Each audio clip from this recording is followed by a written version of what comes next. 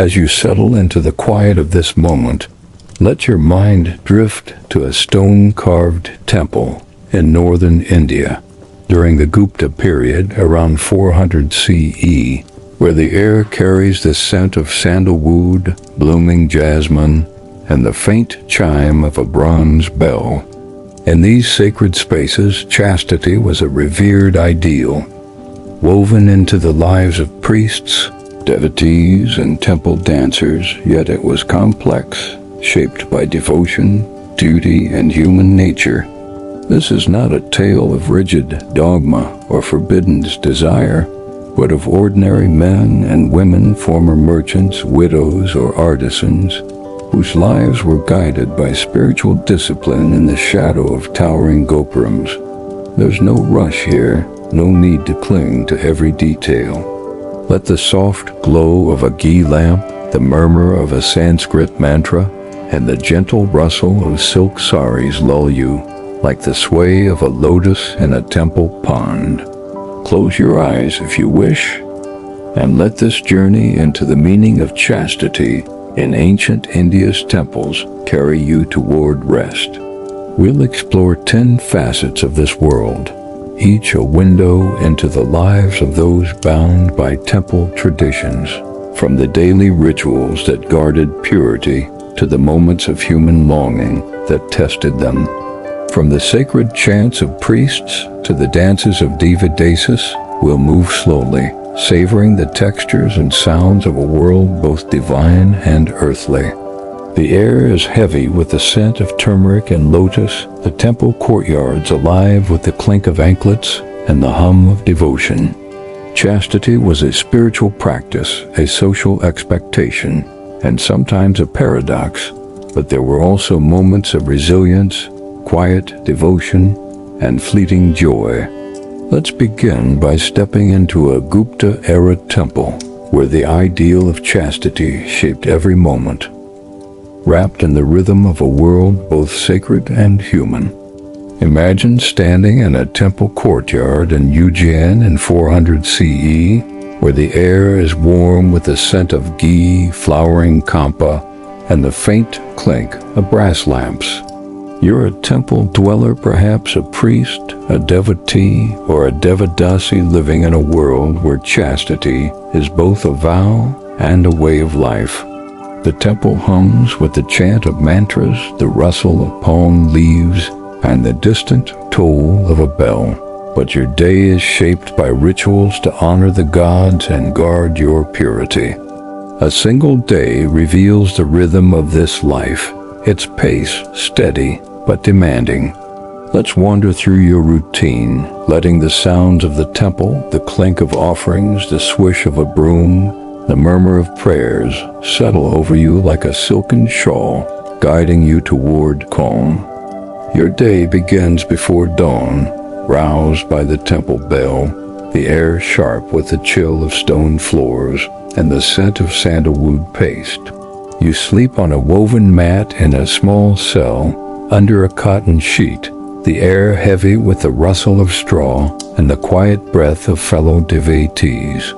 You dress in simple cloth, a white dhoti for a priest, a sari for a devadasi, the air filled with the rustle of fabric and the weight of modesty.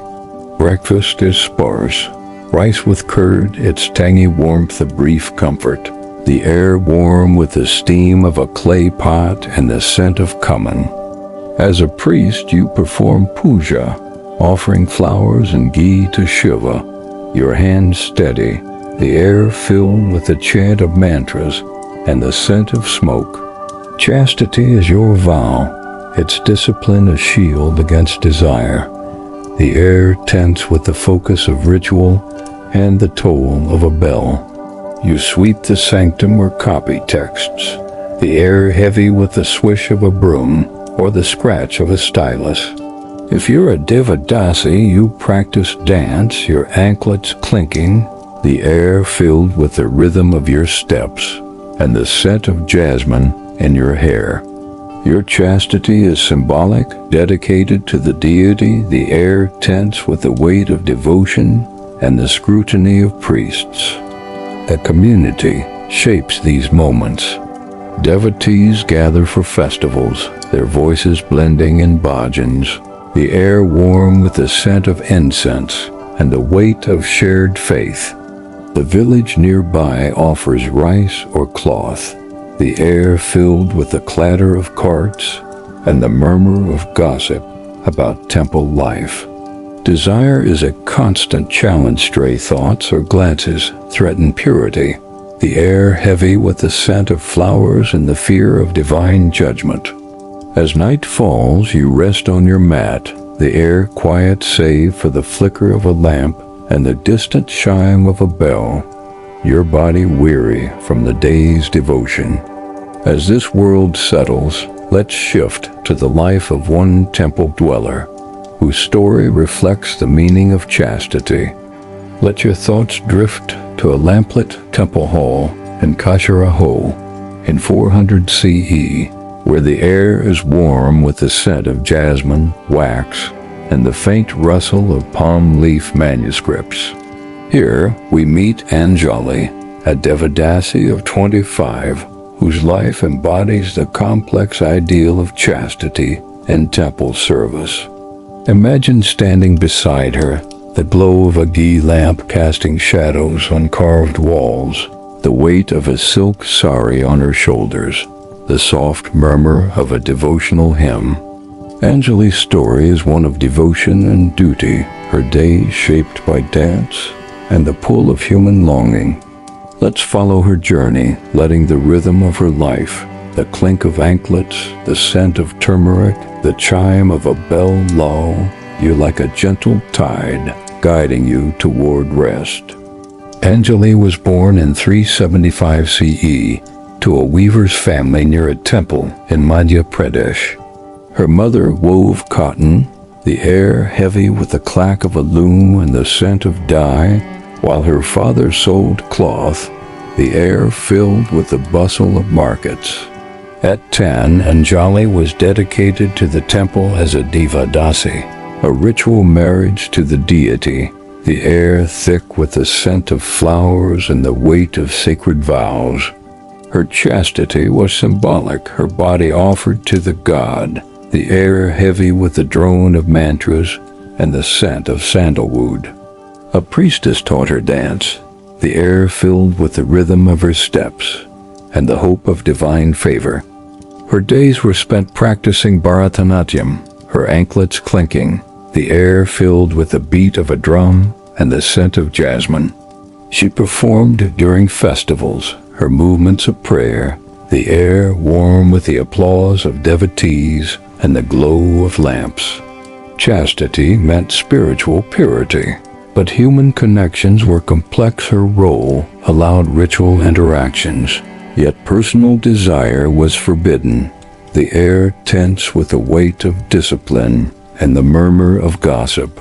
She fasted often, her body lithe, the air sharp with the taste of rice and the weight of restraint. Hardship was constant.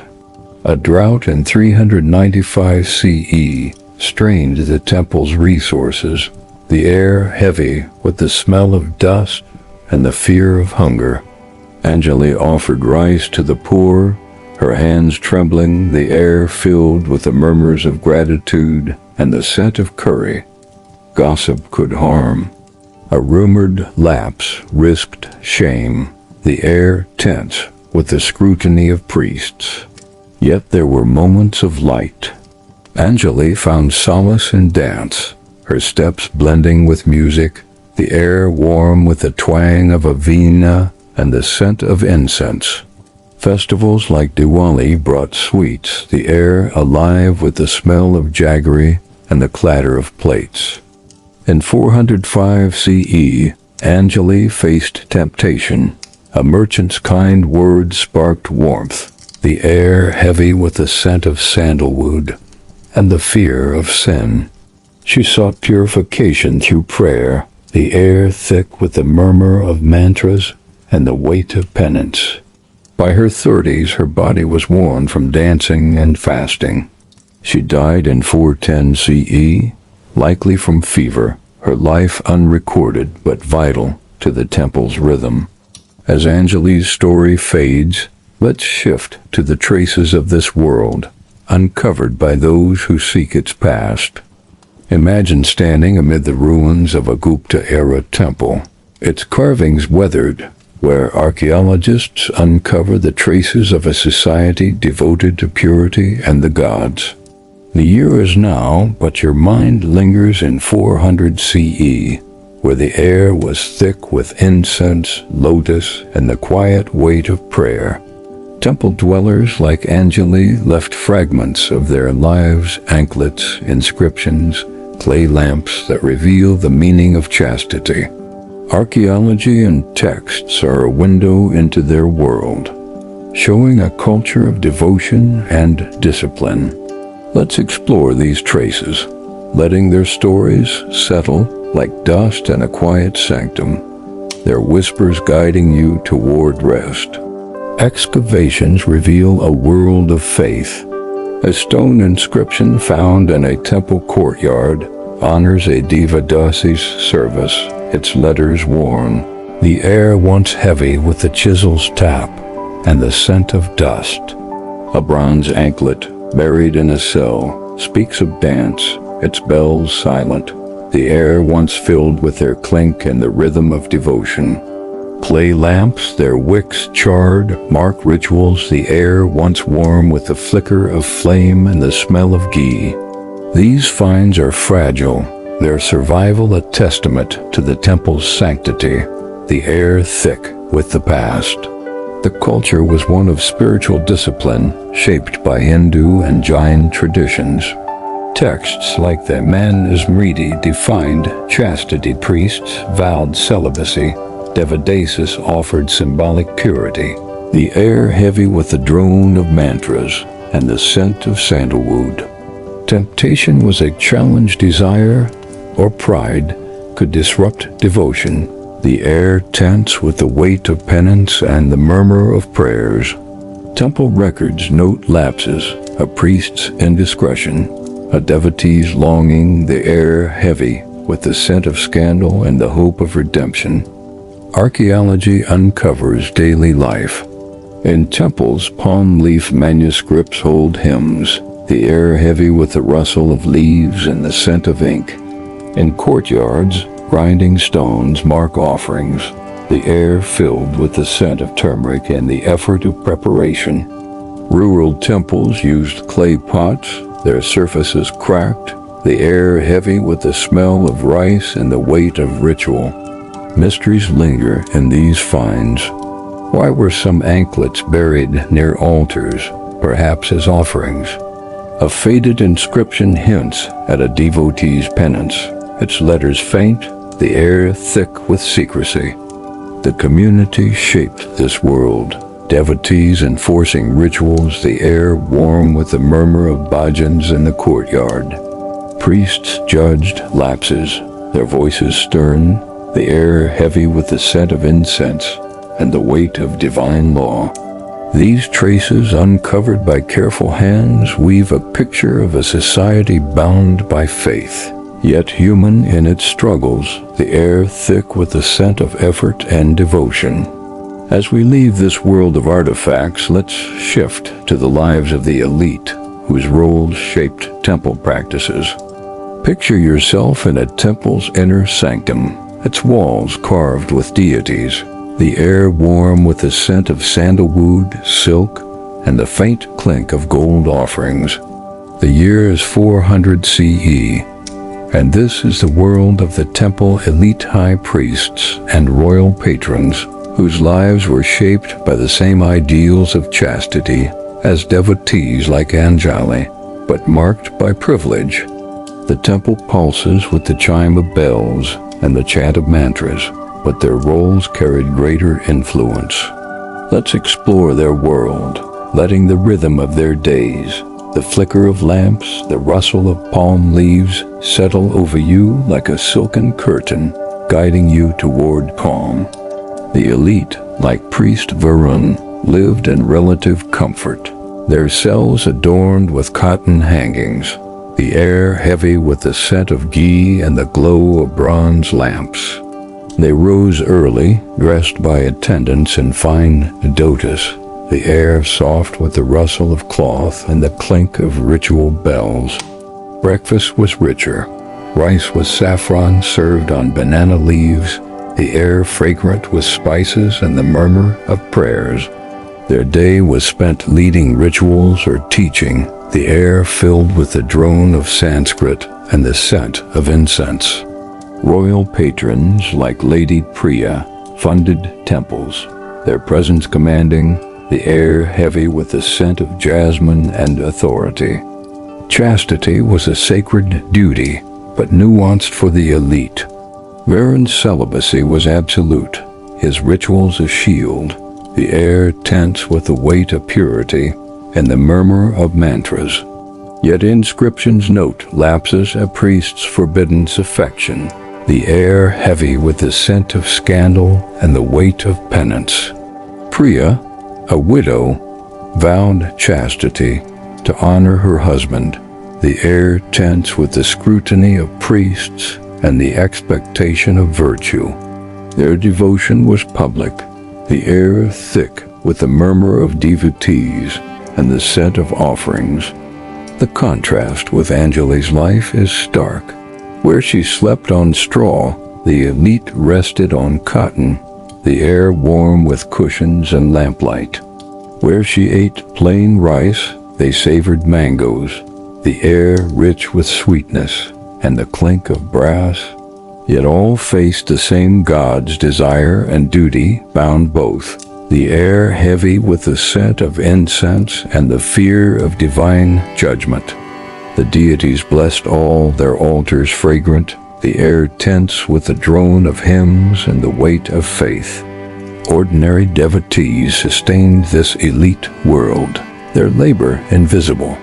They swept courtyards or prepared offerings, their hands calloused, the air heavy with the swish of brooms or the scent of turmeric. Their meals were simple rice, lentils eaten in temple shade, the air smoky from a shared fire. These workers were the temple's pulse, their toil enabling its grandeur, the air filled with the rhythm of their tasks. The elite's world was one of power but also responsibility. Their lapses were judged harshly, their devotion a public act, the air thick with the weight of leadership and faith. As we leave this world of sandalwood and silk, let's shift to the tools and technologies that shaped their devotion, the objects that guarded their chastity. Imagine standing in a temple's ritual chamber, the year 400 CE, where the air is thick with the scent of ghee, palm leaves, and the faint smoke of a clay lamp. Temple dwellers relied on tools, bells, lamps, dance anklets that shaped their practice of chastity and devotion. For devotees like Anjali, these were simple, tied to service, while the elite used finer versions for prestige. Let's explore this world of craft, letting the rhythm of clinking bells, flickering flames, and the steady drip of ghee settle over you like the hum of a quiet shrine, guiding you toward rest. Ritual tools were central, their forms sacred. Bronze bells called devotees to prayer, the air filled with their chime and the scent of incense. Anjali rang a bell during puja, at sound of prayer, the air warm with the weight of devotion and the scent of sandalwood. The elite used silver bells, their tone clear, the air soft with their shine and the scent of wax. Clay lamps lit sanctums, their ghee flickering, the air heavy with the smell of oil and the effort of tending flames. Writing preserved sacred knowledge. Palm leaf manuscripts held hymns, the air heavy with the scratch of a stylus and the scent of ink.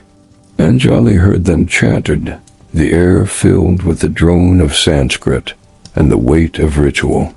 The elite owned carved wooden stands for texts, the air soft with the rustle of leaves and the scent of lacquer.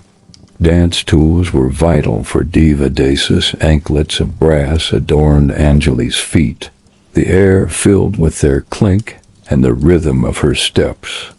Work tools shaped service. Rooms of palm fiber cleaned courtyards, the air filled with the swish of straw and the scent of dust. Priests used brass vessels for offerings, the air heavy with the clink of metal and the scent of turmeric. These tools brought risks. A cracked lamp could disrupt a ritual. A torn leaf could lose a hymn, the air tense with the effort of perfection. Maintenance was constant, polishing bells, trimming wicks, mending anklets, and a broken tool could invite impurity, the air heavy with worry. These tools were the temple's framework, each one a testament to the effort to guard chastity, the air thick with the scent of labor and faith. As we leave this world of tools, let's shift to the customs and traditions that gave meaning to these efforts, binding devotees to their gods and community.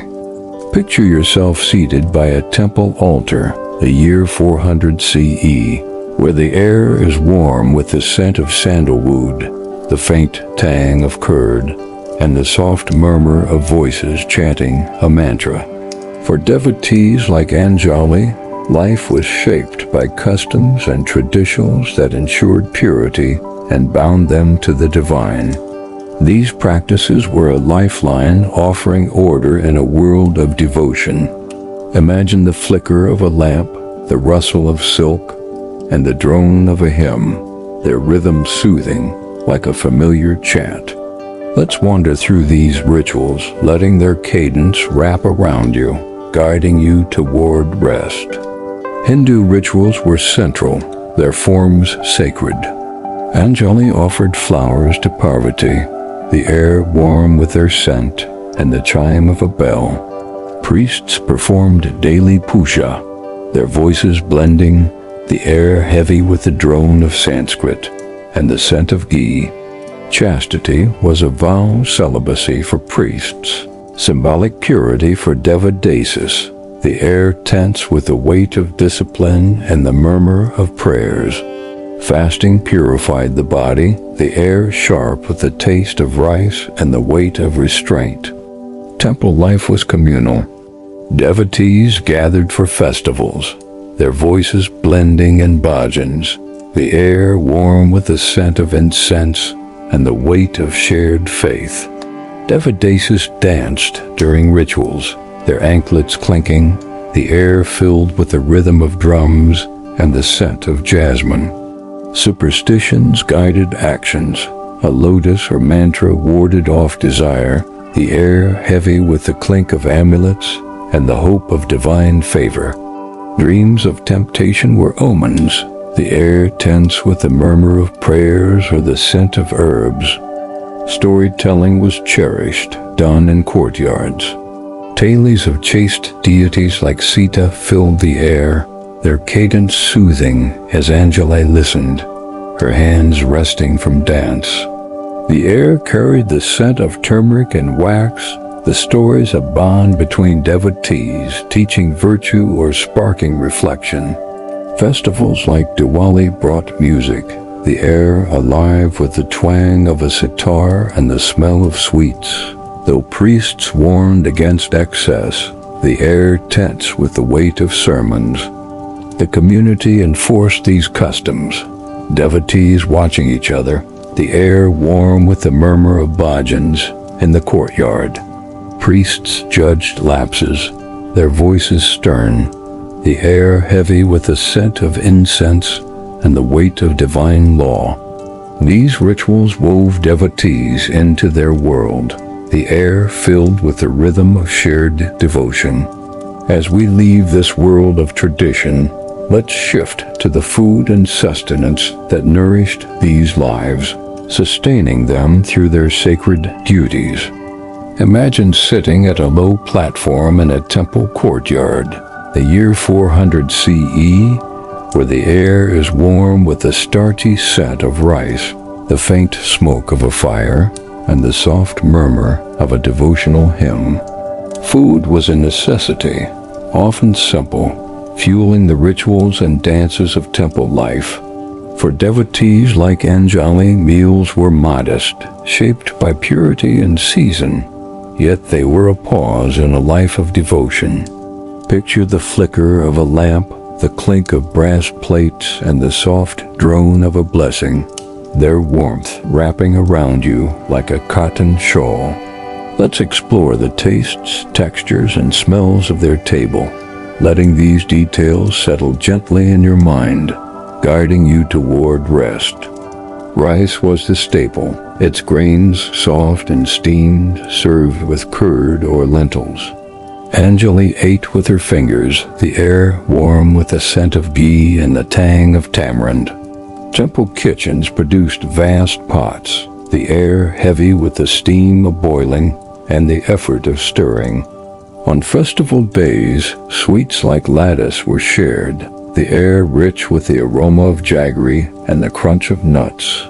Offerings to gods, rice or fruits, were left at altars, the air warm with their scent and the weight of piety. Lentils, cooked with turmeric, were a daily dish, boiled over a fire.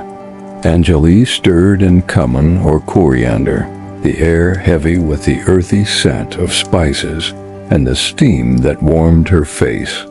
Vegetables like yam or okra grown in temple gardens added flavor, their taste earthy, the air filled with the smell of curry. Meat was forbidden in many temples, the air heavy with the aroma of vegetarian broth and the murmur of prayers. The elite ate mangoes or saffron rice, the air rich with sweetness and the clink of brass. Fruits were common, their availability tied to the season.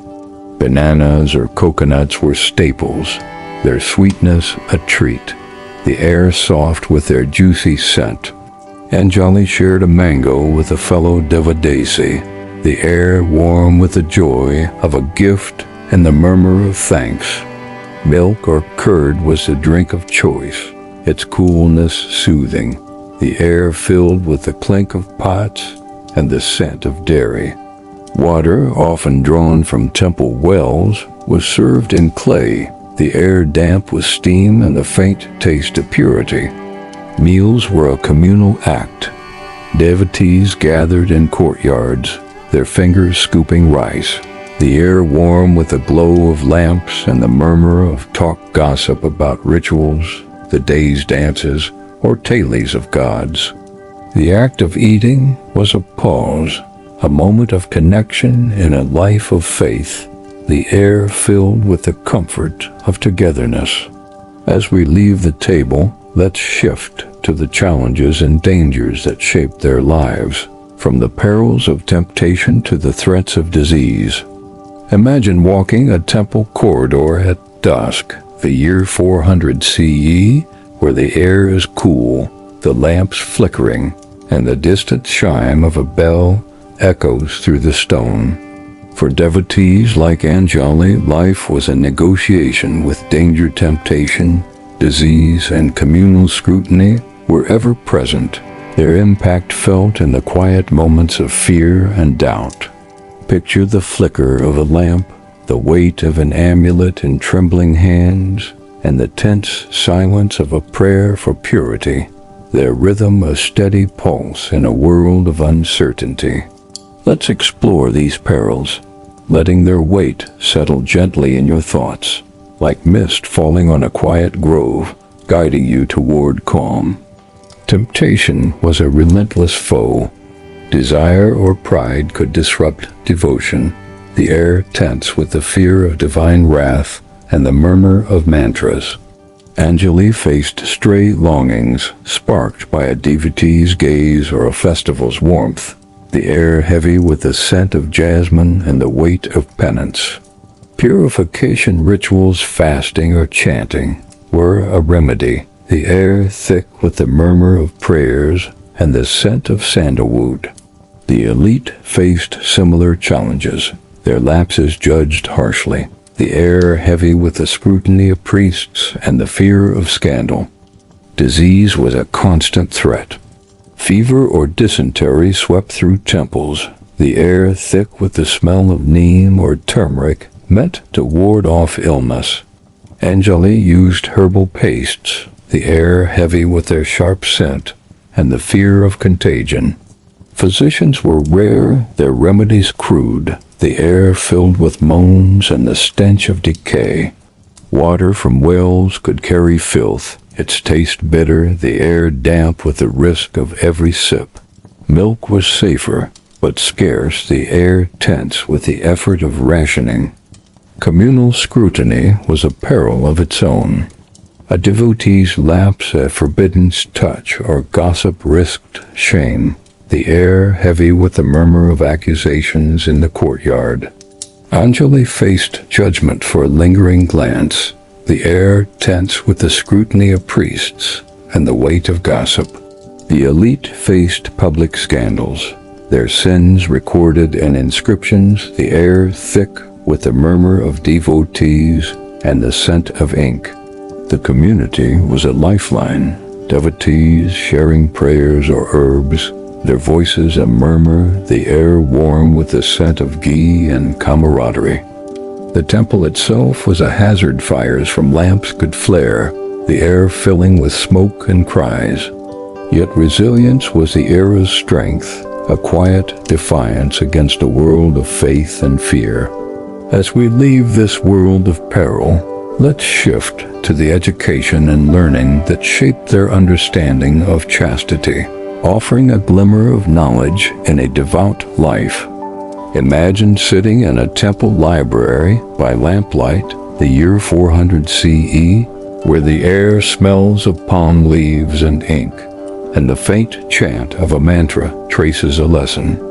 Education for devotees like Anjali was practical, shaped by ritual and devotion, yet it held a quiet power, a spark of understanding in a world of faith. For the elite, learning was richer, tied to scripture. Picture the glow of a lamp, the weight of a manuscript in calloused hands, and the murmur of a hymn, their rhythm soothing like a gentle breeze. Let's explore this world of education, letting its faint light settle in your mind, guiding you toward rest. For priests, education was structured. They studied Sanskrit and Vedas, guided by gurus, the air heavy with the scratch of a stylus and the scent of ink. Anjali learned dance and hymns orally, her steps guided by a teacher, the air filled with the clink of anklets and the scent of jasmine. Knowledge was shaped by faith mantras or myths taught chastity, the air thick with the weight of divine law and the murmur of study. Devadasis memorized mudras, their gestures of prayer, the air warm with the rhythm of drums and the scent of sandalwood. Learning was often oral. Devotees memorized chants or stories, their voices blending with priests, the air warm with the hum of Sanskrit and the scent of ghee. Villagers learned rituals from temple visits, the air filled with the drone of bhajans and the scent of flowers. Reading was rare, writing rarer, reserved for priests, the air heavy with the effort of listening. The elite read texts like the Kama Sutra for spiritual context, their libraries a treasure, the air filled with the rustle of leaves and the weight of learning. Knowledge was shared in courtyards. Tales of chaste deities or fallen devotees were told, their cadence soothing as Anjali listened, the air warm with the scent of rice and the murmur of voices.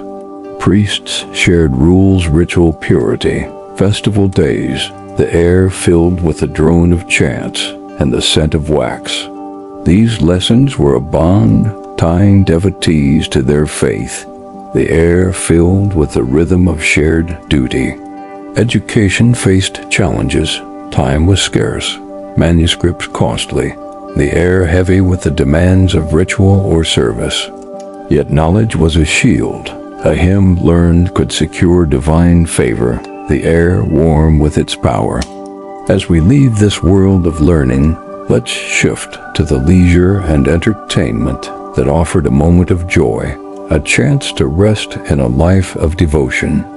Picture yourself in a temple courtyard at dusk, the year 400 CE, where the air is warm with the scent of jasmine, sweets, and the sound of a veena drifts through the crowd.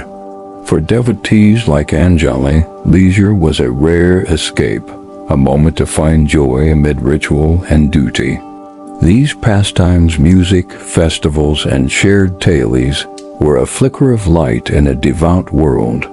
Imagine the glow of a lamp, the clatter of plates, and the soft murmur of a story, their warmth wrapping around you like a woven blanket. Let's wander through these moments, letting their joy settle over you, guiding you toward rest. Festivals were the heart of leisure, tied to the gods. Diwali brought lamps and lattice, the air rich with the scent of ghee and the chime of bells. Anjali danced for devotees, her anklets clinking, the air warm with the applause of the crowd and the glow of lamps. Holi saw colors and songs, the air alive with the scent of turmeric and the laughter of villagers. The elite held feasts, their platforms laden, the air filled with the clink of brass and the scent of saffron. Music was a constant joy, even in worship. Anjali sang bhajans, her voice blending with the choir, the air warm with the drone of Sanskrit and the scent of incense. Devotees played flutes in courtyards, their melodies lightening the evening, the air filled with the twang of strings and the murmur of laughter. Work could be leisure, grinding spices or weaving garlands, the air heavy with the scent of turmeric or flowers and the rhythm of shared tasks. Games were rare but cherished.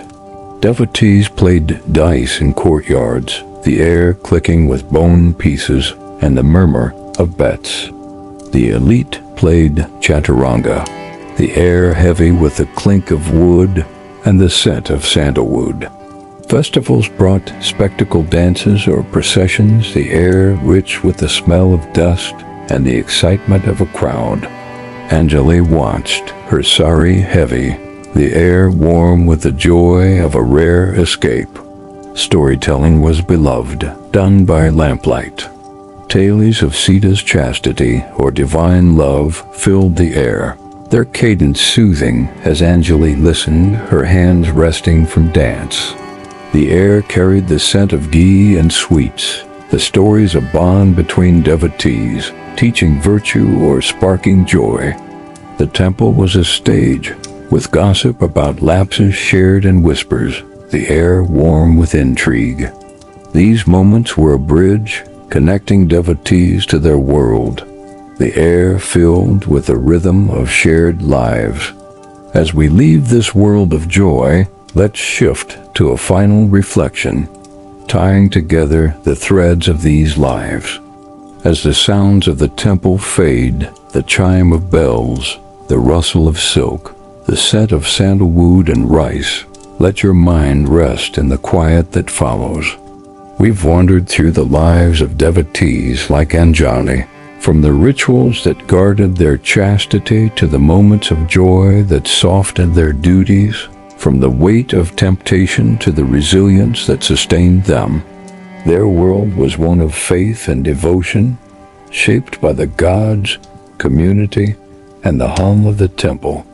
Yet it was also one of endurance, where shared chants and quiet bonds offered strength. Imagine yourself now in a soft, warm bed, the air still and the pressures of their time far away, their devotion a distant echo. Their lives, though often unrecorded, remind us of the quiet victories that define us in the face of human longing. Let the details slip away, like petals falling in a courtyard. The carved sanctums, the lamplit cells, the taste of rice and curd, they fade into the background, leaving only the peace of this moment. You've journeyed through a world that shaped devotion, its devotees, steady hands, and faithful hearts, keeping its rhythm alive. Now it's time to rest, to let go of the temple's hum and sink into calm. Close your eyes if you haven't already, and let the gentle rhythm of history lull you into sleep, safe in the stillness of now. At its core, what it meant to be chaste in ancient India's temples is an exploration of an ideal both deeply spiritual and profoundly human. Set during the Gupta period, often called the Golden Age of ancient India, this narrative immerses us in a civilization where religion, art, and social order were intricately entwined. But instead of focusing on kings or conquests, it invites us into the quieter sanctum of temple life, where chastity was not just a private vow, but a public expectation, a symbol, and sometimes a burden. The story reveals chastity as a complex, fluid, and often misunderstood concept. In temple life, chastity was not solely about abstaining from physical pleasure. It was a posture of sacred discipline, ritual cleanliness, and moral alignment with divine expectations. It affected priests, who were expected to maintain celibacy for spiritual clarity, as well as devadasis, temple dancers ritually married to a deity, whose chastity was symbolic rather than literal. In Anjali's case, her physical body was offered to the god, yet her life was one of constant negotiation between performance and restraint, spiritual union and emotional solitude. This subtle contradiction lies at the heart of the story. While priests performed chants and rites to maintain their sacred purity, their internal struggles with desire were ever present. Devadasis, like Anjali, navigated a dual identity, exalted as spiritual vessels, but often scrutinized or marginalized by society.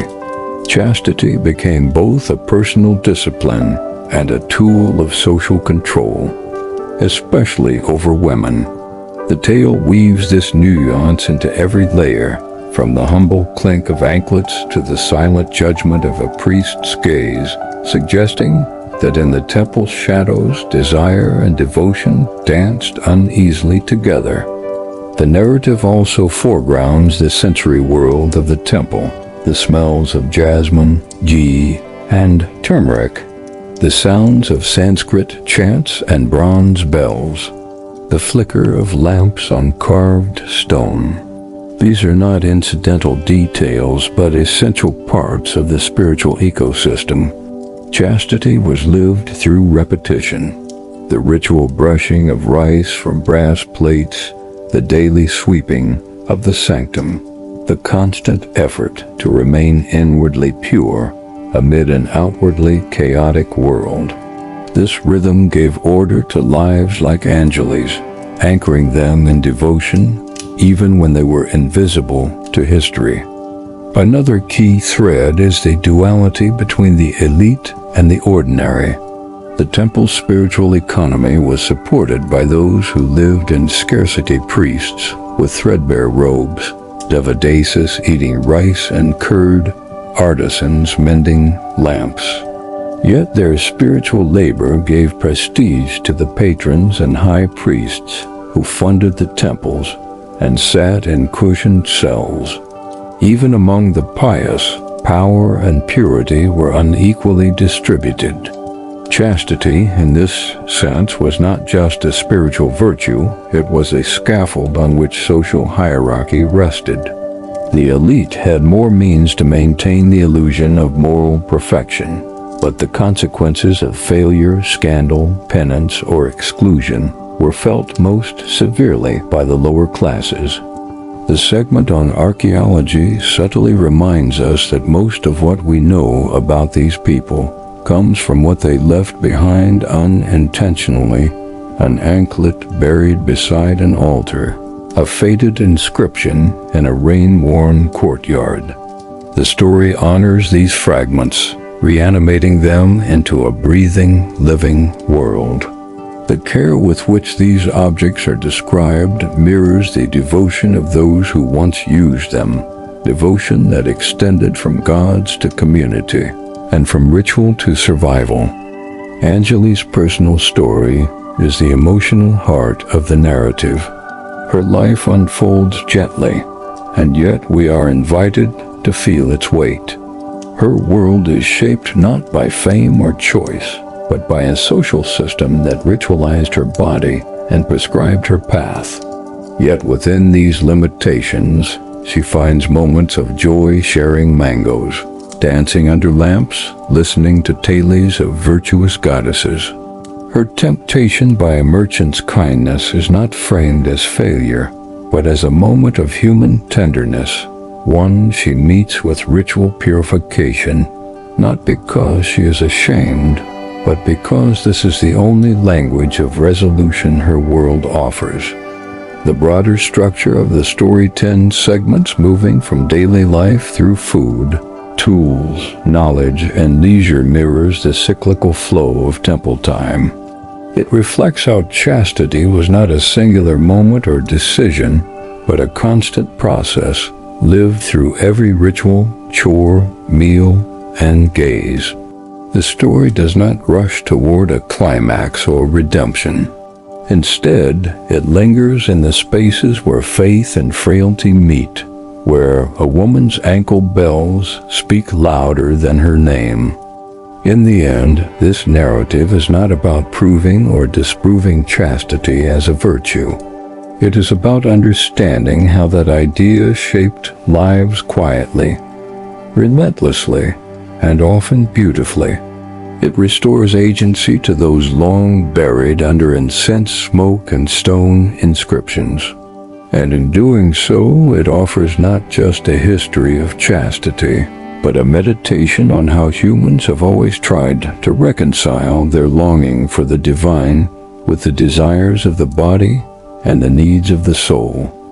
The ancient concept of chastity within temple life, as explored through the lives of figures like Anjali and her fellow devotees, provides a lens through which we can reflect on the evolving relationship between spirituality, sexuality, gender, and power in the modern world.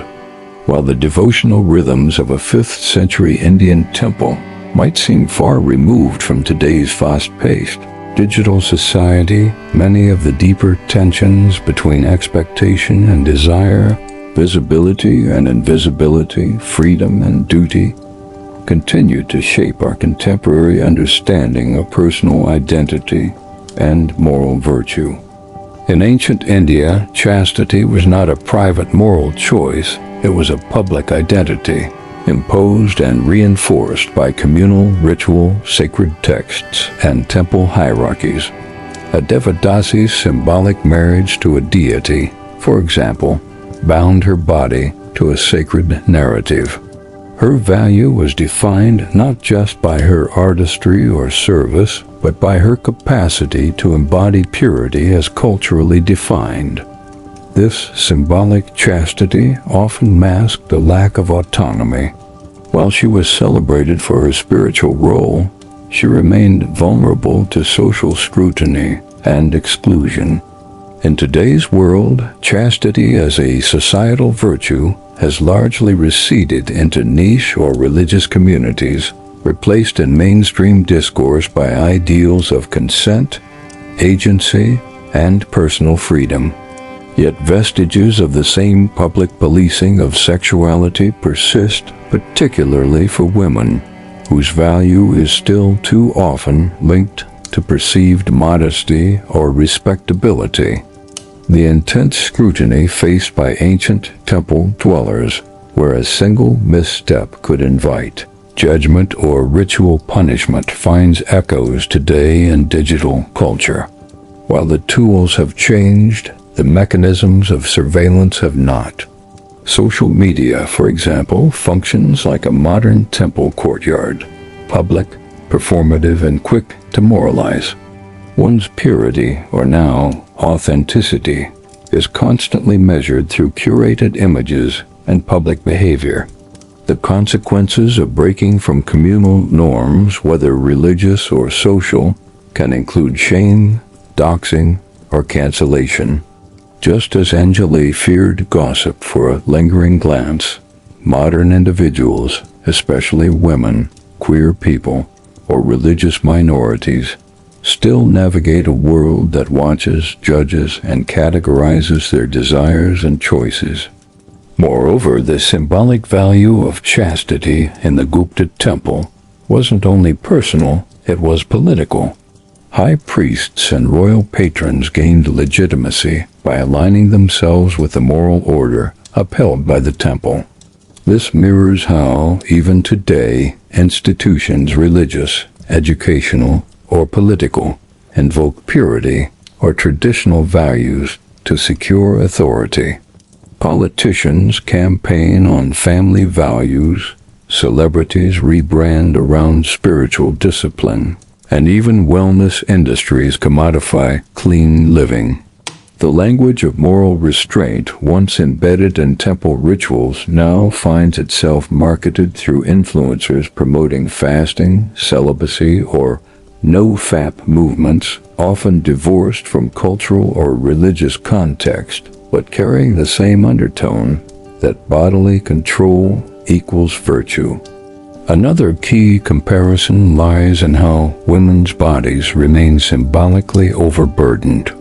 Anjali's chastity was ritualistic, meant to channel spiritual energy and serve temple function, but she had little say in the matter.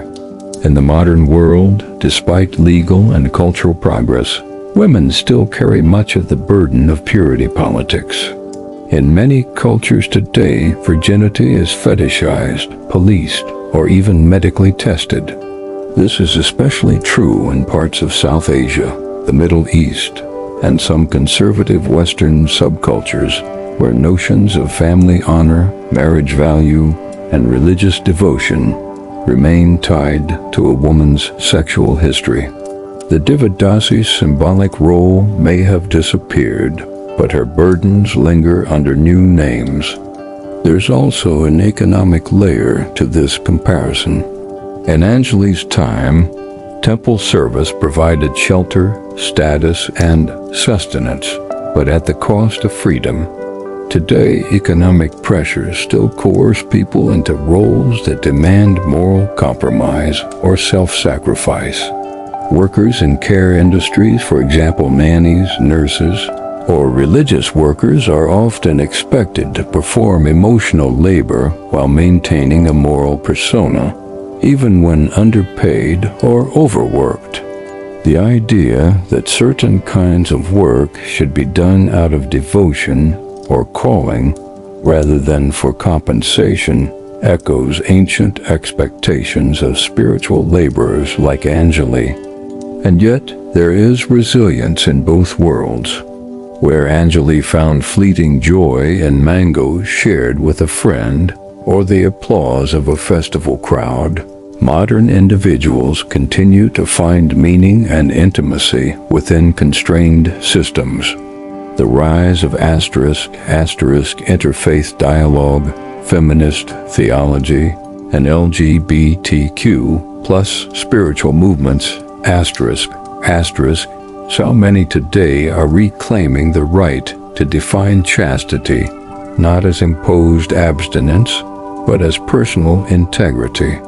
Just as Anjali learned to navigate her duties with grace, many today blend faith with self-expression, resisting simplistic narratives about what it means to be pure. Finally, the ancient temples focus on ritual repetition, sweeping the sanctum.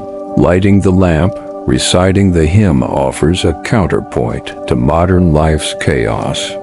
Where ancient chastity was about aligning body and soul through steady rhythm, modern spiritual practices like meditation, yoga, and mindfulness seek a similar harmony. The temple's sacred timing, the bell at dawn, the lamp at dusk, still pulses beneath our attempts to slow down, reconnect, and find stillness in a distracted age.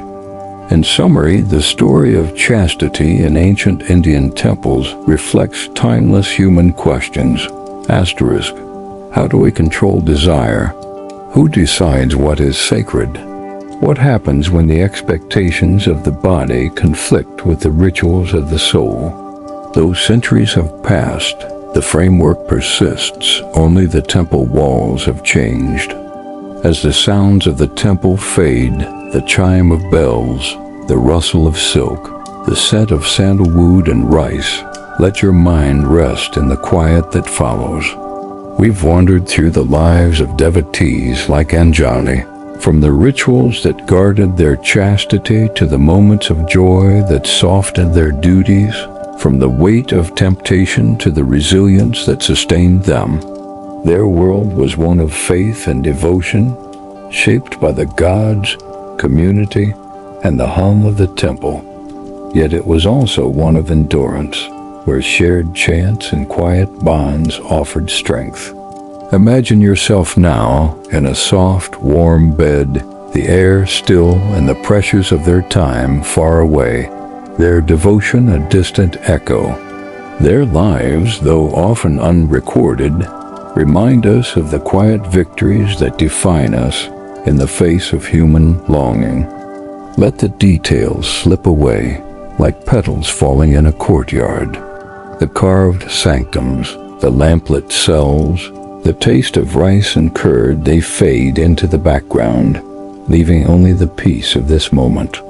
You've journeyed through a world that shaped devotion, its devotees, steady hands, and faithful hearts, keeping its rhythm alive. Now it's time to rest, to let go of the temple's hum and sink into calm. Close your eyes if you haven't already, and let the gentle rhythm of history lull you into sleep, safe in the stillness of now. At its core, what it meant to be chaste in ancient India's temples is an exploration of an ideal both deeply spiritual and profoundly human. Set during the Gupta period, often called the Golden Age of ancient India, this narrative immerses us in a civilization where religion, art, and social order were intricately entwined.